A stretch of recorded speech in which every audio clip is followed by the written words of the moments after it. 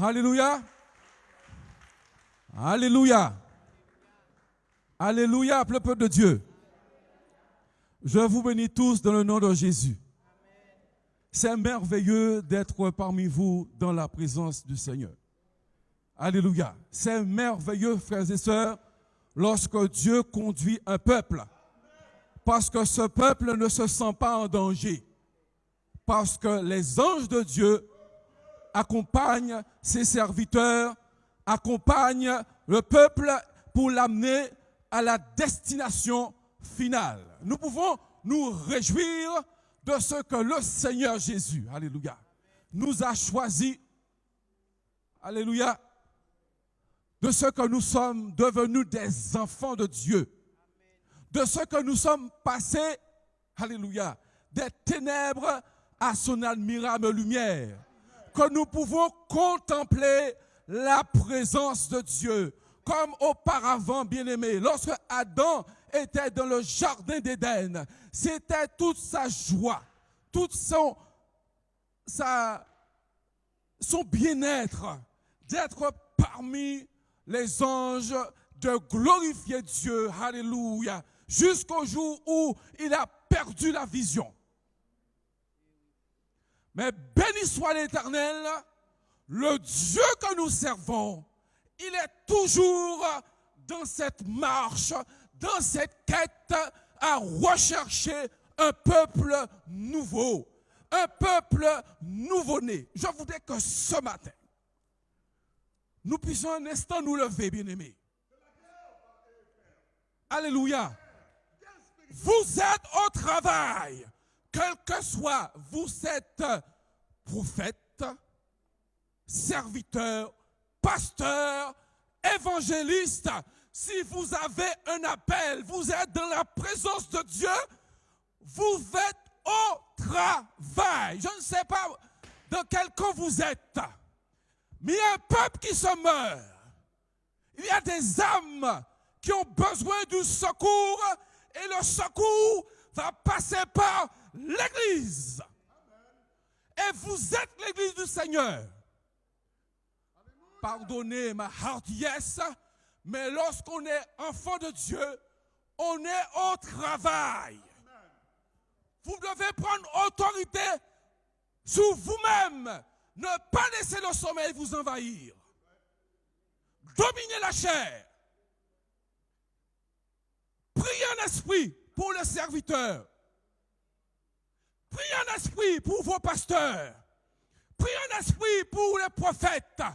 Afin que lorsqu'ils ouvrent la bouche, qu'ils annoncent les oracles de Dieu pour dénoncer le péché. Parce qu'il est inconcevable que le péché demeure dans la présence de Dieu.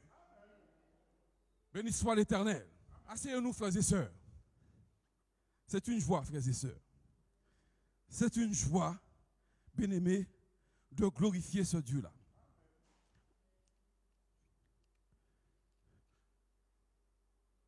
Vous avez sans doute déjà vu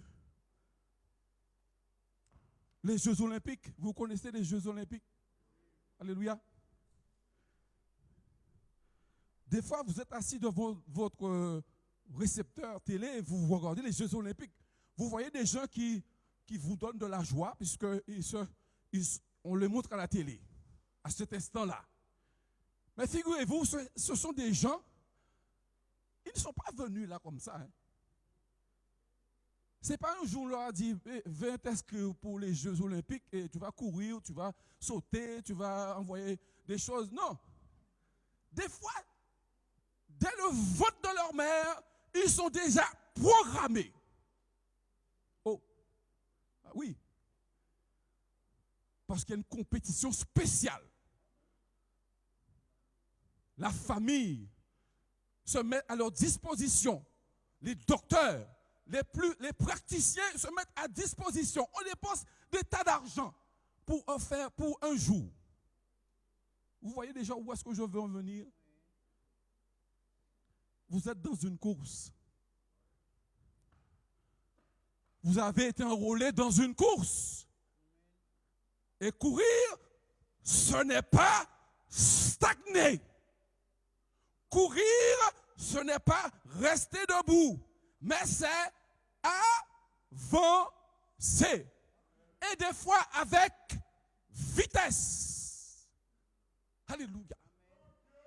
Vous êtes appelés à entrer dans la course.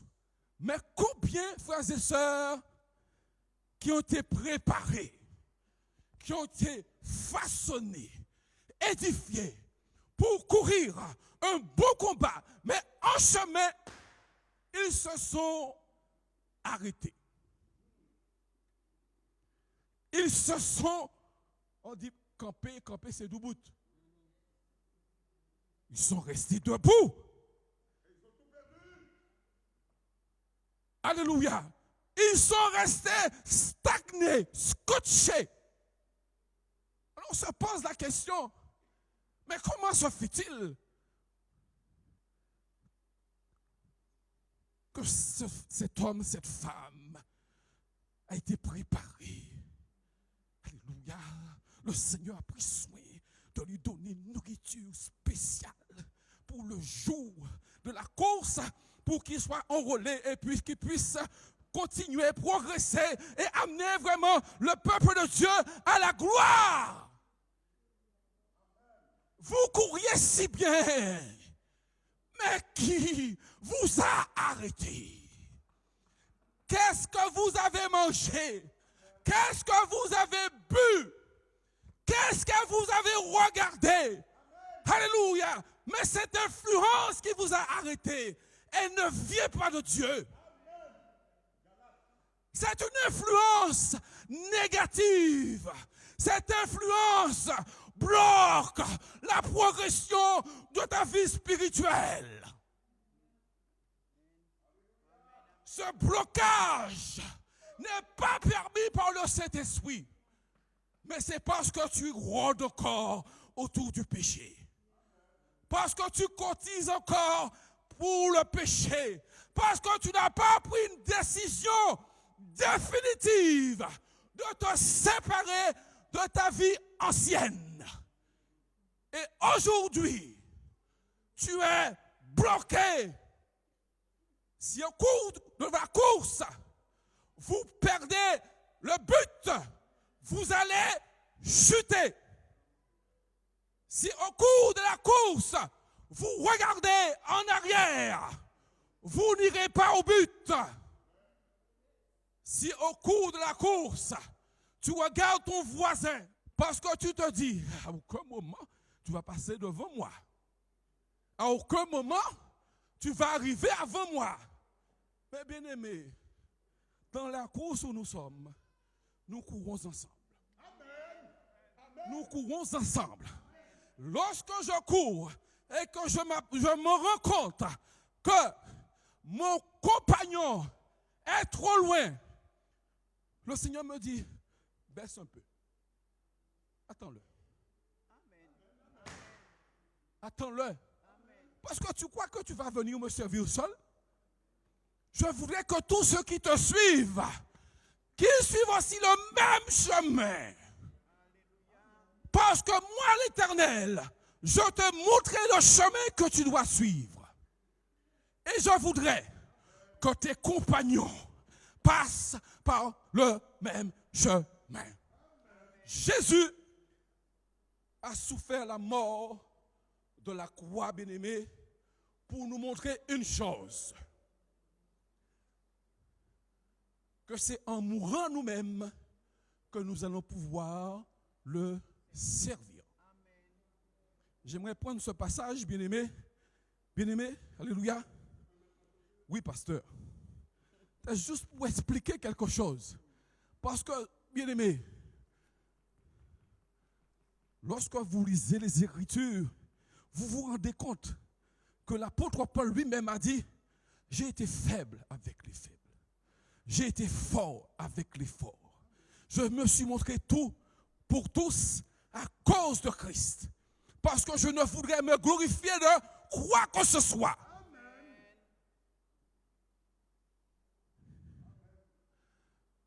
Je reviens sur cette pensée. Je n'ai pas éclairé assez parfaitement cette pensée. Lorsque vous êtes à l'église, bien-aimés, vous exercez dans le spirituel. Vos pensées, votre adoration qui parfume le trône de Dieu permettent au Seigneur d'agir sur les éléments. Est-ce que vous êtes là avec moi? Vous venez à l'église, vous avez un problème. Vous demandez la prière, vous demandez au pasteur, au serviteur, à quelqu'un que le Seigneur a mis dans votre cœur, de vous soutenir dans la prière. Lorsque la Bible nous dit, lorsque 2 ou 3 assemblés à son nom, je suis au milieu d'eux. Si vous croyez que cela arrivera, vous le verrez s'accomplir. C'est pourquoi le centenier, lorsqu'il vient se présenter devant Jésus, il dit, Seigneur, je donne des ordres aussi à ma maison. Toi, dis un mot seulement et mon serviteur sera guéri. Vous croyez que le Dieu que nous servons, il n'est pas capable? Je vous dis, frères et sœurs, si par la foi, vous prenez autorité, vous prenez une décision dans le spirituel, le monde spirituel est ébranlé. Dites Amen, parce que c'est la volonté de Dieu. Cette sœur, alléluia, le Saint-Esprit agit parce que le Seigneur sait la souffrance, le Seigneur sait les périples, les difficultés que passe cette famille. Le Seigneur a voulu interpeller sa fille pour lui dire, maintenant, il va falloir que tu changes d'attitude, que tu changes maintenant ta disposition de cœur, parce que je veux que tu sois à mon service, parce que j'ai un projet pour toi. Le diable avait un projet pour toi, mais au nom de Jésus, je l'ai anéanti par le sang de Jésus.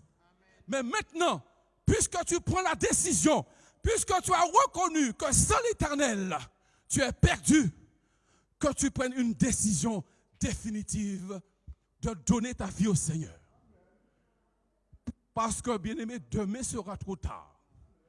Des fois, nos parents ont prié pour nous. Ils ont usé leurs genoux. Ils ont pleuré. Ils ont versé des larmes. Ils ont jeûné. Ils ont prié. Se sont lamentés, traînés devant la présence de Dieu. Et à un moment donné où le Seigneur veut agir, des fois nous raidissons notre cours parce que nous ne voulons pas que le Seigneur nous touche. Mais ce matin, bien-aimé, vous ne pouvez pas faire ce que vous voulez.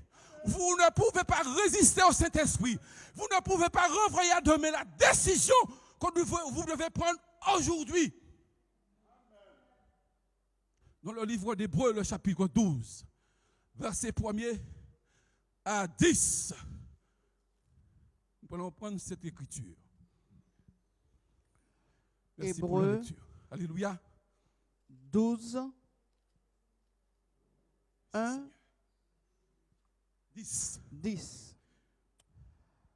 Hébreux 12, 1, 10. Nous donc aussi, puisque nous sommes environnés d'une si grande nuée de témoins, rejetons tout fardeau et le péché qui nous enveloppe si facilement et courons avec persévérance dans la carrière qui nous est ouverte, ayant les regards sur Jésus, le chef et le consommateur de la foi, qui, en vue de la joie qui lui était réservée, a souffert la croix, méprisé l'ignominie, et s'est assis à la droite du trône de Dieu. Considérez en effet celui qui a supporté contre sa personne une telle opposition de la part des pécheurs, afin que vous ne vous lassiez point l'âme découragée. Vous n'avez pas encore résisté jusqu'au sang en luttant contre le péché, et vous avez oublié l'exhortation qui vous est adressée comme à des fils. Mon fils, ne méprise pas le châtiment du Seigneur et ne perds pas courage lorsqu'il te reprend. Car le Seigneur châtie celui qu'il aime et il frappe de la verge tous ceux qu'il reconnaît comme ses fils. Supportez le châtiment. C'est comme des fils que Dieu vous traite. Car quel est le fils qu'un père ne châtie pas?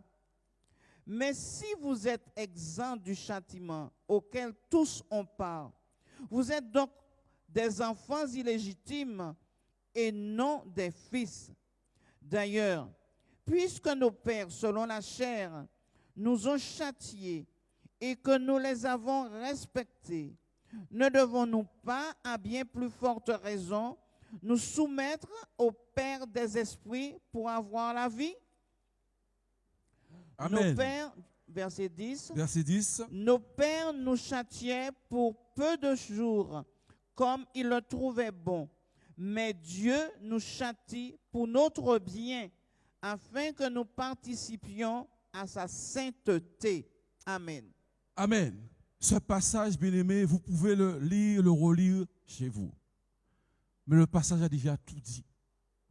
Il dit tout, bien-aimé, de ce qui se passe à l'église maintenant. Alléluia. Dieu, cette intervention s'intitule « La course persévérante du croyant ». Bien-aimé,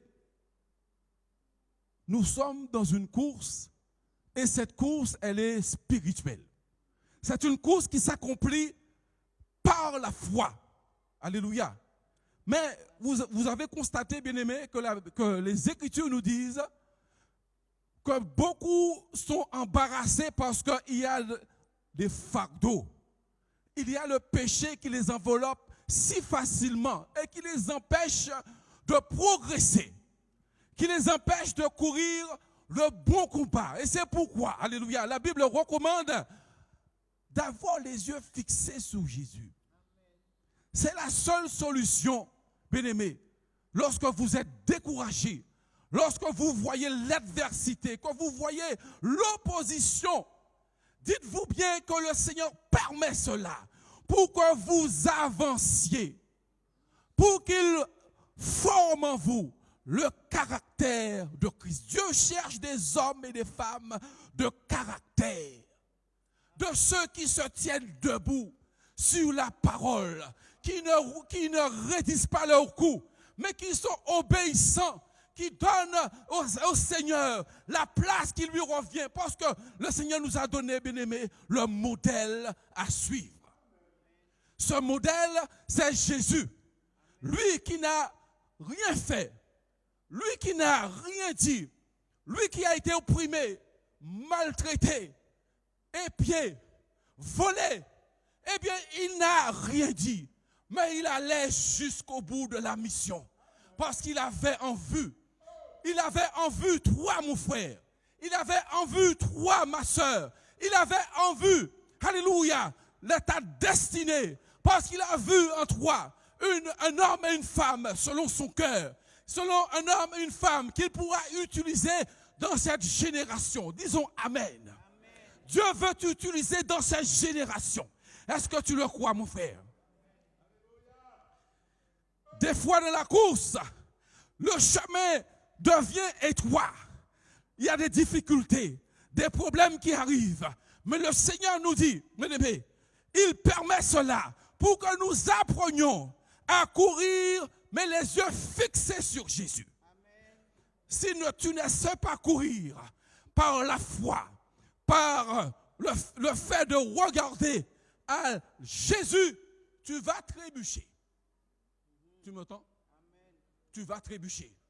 Et tôt ou tard, l'ennemi va vouloir te rattraper.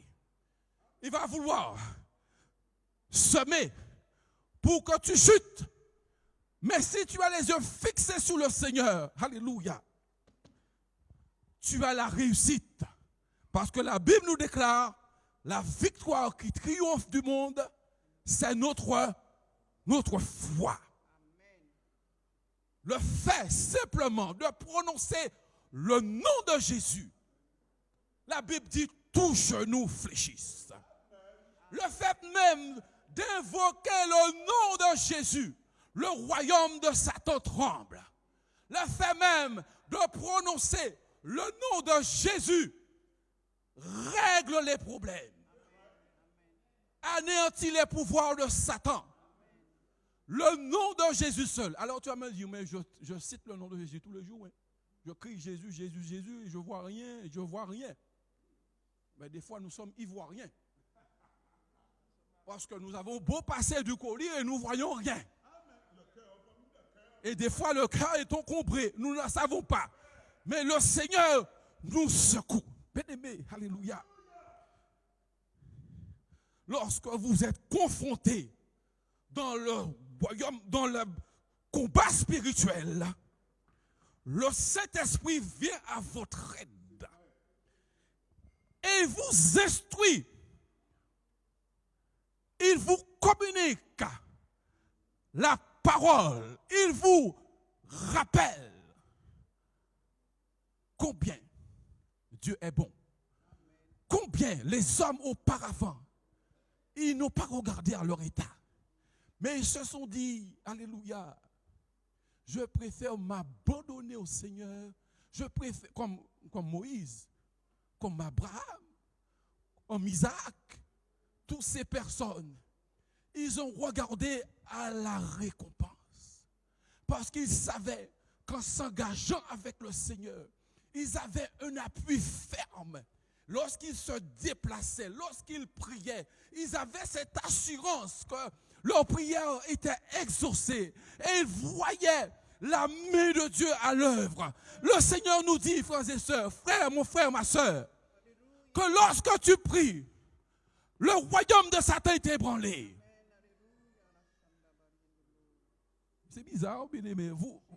Mais je sais ce que je dis. Hein. Je n'entends pas d'amen, mais vous savez ce que je dis. Lorsque vous priez, le royaume de l'ennemi est ébranlé. Lorsque vous êtes dans une position, que le Seigneur vous a mis dans une position, c'est vrai, il y a des attaques. C'est vrai, il y a des représailles.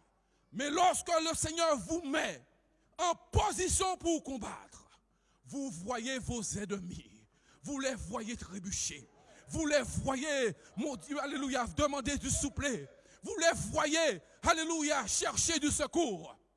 Frère, alléluia, tu m'écoutes attentivement.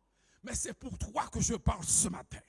Lorsque tu es en prière, lorsque tu te tiens devant la face de Dieu, crois, alléluia, que lorsque tu pries, comme l'a dit les Écritures, si vous commandez à la montagne de sauter de là, et de se jeter dans la mer, si vous croyez de tout votre cœur que cela est possible, vous le verrez s'accomplir. Vous le verrez s'accomplir. Et que ce soit ton assurance, mon frère.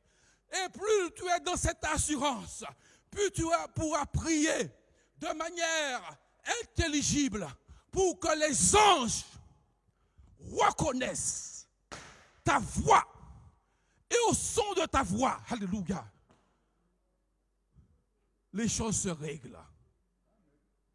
Alléluia, vous croyez que vous êtes n'importe qui? Le Saint-Esprit qui habite en vous, lorsqu'il prend la relève, lorsqu'on parle de prière, de supplication, il intercède par des soupirs inexprimables, les choses changent.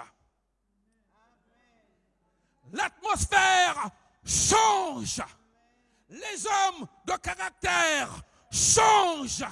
Les incrédules changent. Parce que la puissance de Dieu agit. Mais ne vous laissez pas décourager par les attaques du diable. Ne vous laissez pas ébranler par ce que vous entendez. Ne vous laissez pas ébranler par la situation, parce que bien souvent, lorsque vous priez, vous dérangez, mais l'Esprit arrange les choses. L'Esprit arrange les choses. Vous pouvez prier pour quelqu'un et voir cette personne venir encore plus méchant. Je prie pour lui, mais je ne comprends pas. Hein. Il ne change jamais, lui. Hein. Ça fait longtemps que je prie. Je viens là.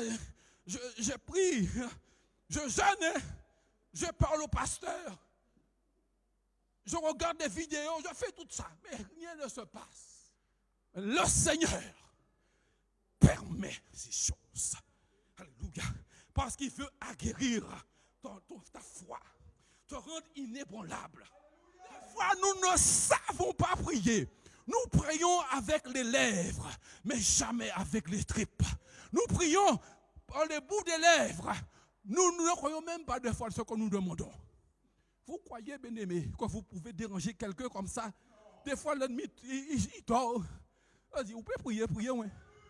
Tu peux prier tout tu veux, mais tant que tu n'auras pas la foi qui ébranle les montagnes, rien ne se fait. Vous allez me dire, ah ouais, mais la foi, tu parles de la foi. La foi vient de ce qu'on entend. Et ce qu'on entend vient de la parole de Dieu. Et lorsque j'entends la parole de Dieu, que je la mets en pratique, que je me mets à genoux, que je crois réellement à ce que je dis, que je crois réellement que le diable doit lâcher prise, je deviens féroce dans la prière. Alléluia. Méconnaissable. On va me dire, mais c'est prier ou pas prier comme ça? Vous pensez qu'il y a une manière de dire à l'ennemi qui te hait, tu penses que tu peux lui parler avec douceur? Mais non, diable, sors. Voyez qu'il va sortir comme ça. Tant qu'il n'a pas vu une décision en vous. Alléluia. Quand il n'a pas vu que vous êtes prêt à vous dépouiller. Combien de chrétiens aujourd'hui qui veulent dépouiller quoi? Des fois, nous voulons servir le Seigneur avec nos artifices. Nous voulons servir le Seigneur avec nos traditions, avec notre manière de penser. Nous voulons servir le Seigneur en lui dictant ce qu'il doit faire. Vous n'ébranlez qui que ce soit. Au contraire, le diable te dit, eh bien, vas-y, amuse-toi. Mais je connais la parole aussi, hein, et j'ai aussi mon bouclier. Dans le livre des Éphésiens, la Bible nous recommande, l'apôtre Paul nous dit, vous n'avez pas à lutter contre la chair et contre le sang, mais contre les dominations, les principautés de ce monde de ténèbres. Vous avez à lutter avec les traits enflammés du malin, qui il ne fait pas de sentiments. Il ne va pas regarder qu'aujourd'hui, tu es dans une faiblesse. Hein? Ah bon, je vais le laisser tranquille, peut-être que ça va passer. Et justement, quand tu es dans cette faiblesse-là, il te dit, eh bien, c'est le moment favorable. Il a lâché la main du Seigneur. Il n'écoute pas sa maman, il n'écoute pas son papa. Je vais m'occuper de toi. Alléluia. Bien-aimé, c'est l'Esprit qui vous parle. Afin que nous fassions les choses que l'Esprit veuille que nous fassions. Que nous soyons disponibles spirituellement pour accomplir la volonté de Dieu. Et nous verrons les choses se passer. L'homme qui vous parle, alléluia,